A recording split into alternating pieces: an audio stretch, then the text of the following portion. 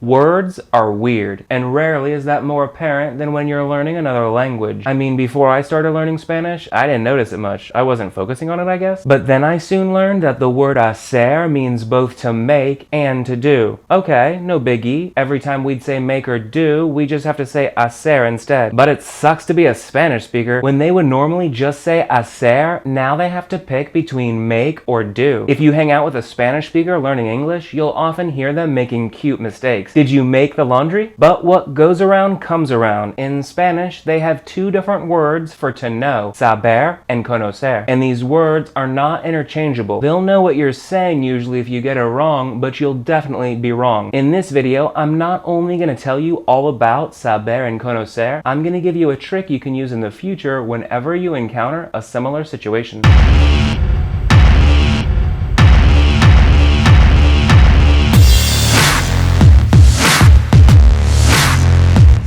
Hola, soy Jordan, and this is a Spanish Quickie. Fast, easy Spanish lessons from somebody who speaks your language. Okay, saber means to know, and conocer means to know. That you know. I'm such a dork. If you Googled it or looked in a typical Spanish book, you'd see a bunch of rules about when to use which word. But instead of memorizing a bunch of rules, it's easier and better and less stressful and just more fun to sit back, relax, take a deep breath, and think about the words for a minute. I mean, it's kind of weird, no? One word can mean two different things, like I run on a track, I run for president. That's weird. The meaning of the words have nothing to do with each other, do they? But the words are exactly the same. But then there's to know. It's not as glaring as run, but know is used two different ways too. I know the answer. I know Tom. We've been using know both ways for so long, at first, to me at least, it seemed like it was just one word. But look at another example. I know math. I know Madrid. Those are two different words. I know math. I can do the steps on a piece of paper in front of you. They're facts. The answer, I can write it down for you. It's a fact too. But Madrid, Tom, I can't write them down for you. They aren't facts. When I know math and when I know the answer, I know facts. When I know Madrid or know Tom, I'm familiar with them. See what's going on here? Now I tell you, the word to know in English has two meanings in Spanish, saber and conocer. Saber is used to know facts, and conocer is used to be familiar with. We just normally say know for to be familiar with. Pretty cool, no? Words really are fun. So whenever this comes up, whenever there's a word in English that has two Spanish meanings, instead of stressing out about a bunch of rules, think about how the English word might have two distinct meanings even though it seems like one at first. That's just because we're used to it. Now, when you think about it as two different words, it's not hard to choose the right one. But there's one more thing. Both saber and conocer are irregular verbs. Since both are so common, it really is a good use of your time to learn them both. But both are really easy, just one change each. Saber conjugates like this. Notice the only irregularity is the first person singular here. Remember, normally for an ER verb, you'd knock off the ER and add an O, but with saber, it's just se. So yo sé is I know. No sé is I don't know. Be careful, we haven't covered it yet, but there's a word out there, se, without the accent. Don't worry about it now, we'll get to that in due time. Just know that it's a different word. Se with the accent is I know. Se without the accent is something else. It means a few different things. With saber, all the other spots are the same. Sabes, sabe, sabemos, etc. Moving on to conocer, the irregularity is just in the first person singular spot here too. Instead of just knocking off the ER, you're going to knock off the C also, then add ZCO. So conozco. Then every other spot is the same. Conoces, conoce, conocemos, and that's it. In summary, saber means to know, as in to know facts, and looks like this. I know is yo sé. Conocer means to know, as in to be familiar with, and looks like this. I know is yo conozco. Right now, I want you to do two things. Pop on over to gringoespanol.com/quickies/saber-conocer. That link is also below this video. First, download a blank conjugation sheet and practice the conjugations of saber and conocer using the conjugation strategy. If you already know regular ER conjugations, this should take you a matter of minutes. Then download the practice sheet where you'll get to practice choosing between saber and conocer. The answer keys to both are also available at that link, which is below this video. A huge shout out and thank thank you to Aguirre Born. Surely I messed that pronunciation up, please forgive me. Aguirre requested a video on Saber and Conocer, and that's why I made this today. I had something else scheduled originally, but I love the request, just so you know. If you like this video, please press like or the big thumbs up, cause it makes me feel good. No, for real, it makes me feel good. Please press like or the big thumbs up. If you're not signed up to the Gringo Espanol newsletter, you, my friend, are missing out. I send stuff to subscribers that I don't send to the public. In fact, my new travel Spanish training program is coming out soon, and people on that list, they're gonna get a special deal. Go to gringoespanol.com/free-updates right now to sign up. That link is also below this video. I'll see you next time. Hasta luego. Adios, amigo.